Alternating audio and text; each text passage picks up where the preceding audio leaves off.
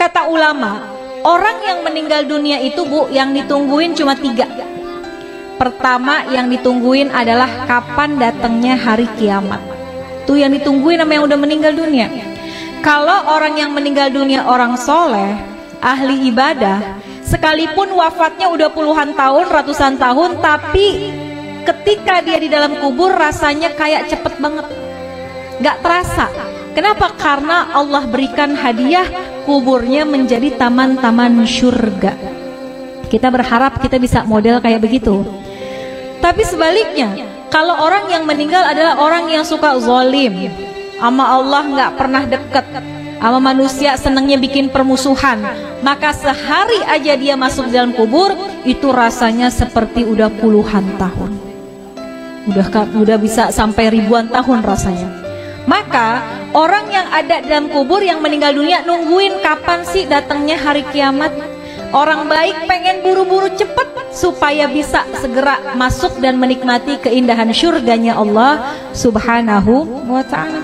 Orang-orang sebaliknya, orang-orang yang jahat, yang zalim, pengen buru-buru juga datang hari kiamat. Dia pikir kelar siksaan kubur udah selesai, padahal masih banyak siksaan yang lebih besar, yaitu ketika datangnya hari kiamat. Maka pertama, orang yang meninggal nungguin kapan datangnya hari kiamat. Yang kedua, orang yang sudah meninggal, kata ulama, yang ditungguin kiriman doa dari yang masih hidup. Makanya kalau peringatan haul kayak gini Bu, yang paling girang adalah orang yang dihaulin. Itu dalam kitab Ruh digambarkan, orang yang dikirimin hadiah, ya, Fatihah aja, bahkan sekedar doa dari orang yang masih hidup kepada orang yang sudah meninggal dunia, di dalam kubur hatinya girang luar biasa, bahagia luar biasa, sampai penghuni kubur samping-sampingnya pada ngeliatin Bu. Kayak orang lagi di pesantren, ditengokin sama orang tuanya dibawain makanan, kan temen-temennya pada ngeliatin tuh ya. Tuh sama ceritanya seperti apa yang ada dalam kubur. Kalau orang tua kita dikirimin Fatihah, dikirimin doa sama anaknya, maka girang banget hati orang tua kita. Tuh penghuni kubur lainnya pada ngintip, kalau bahasa kita dikirimin apaan sih gitu ya. Maka mereka sangat menunggu kiriman doa daripada keluarganya yang masih hidup di dunia. Bahkan diceritain Bu, kalau yang ngirimin anaknya, keturunannya, itu malaikat akan membawa doanya menggunakan nampan yang terbuat dari emas. Punya nggak nampan dari emas? Nggak ada.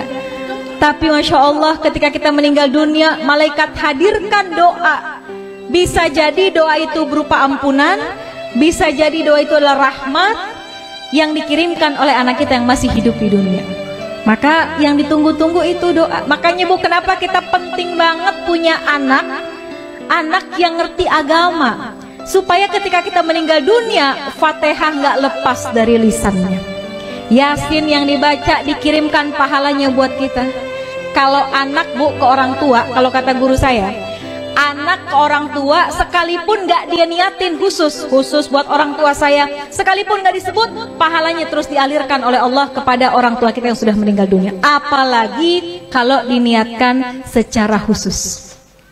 Besok nih bentar lagi mau kurban ya Bu, kita boleh sedekah, pahalanya buat orang tua kita, tapi nama kurbannya adalah kita. Kita kirimin deh, kita berkurban, pahalanya kita niatkan buat orang tua. Itu tuh hadiah yang paling baik, yang paling bagus, yang ditunggu-tunggu sama orang tua kita yang sudah meninggal dunia. Yang ketiga, apa yang ditungguin sama orang yang meninggal dunia?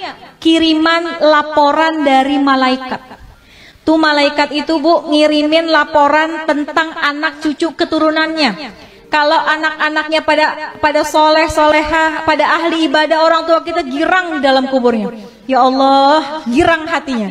Tapi kalau yang disampaikan oleh malaikat, anak-anaknya pada berantem, anak-anaknya ninggalin sholat, anak-anaknya pada nggak akur satu sama lain, itu juga berita itu akan sampai kepada orang tua kita.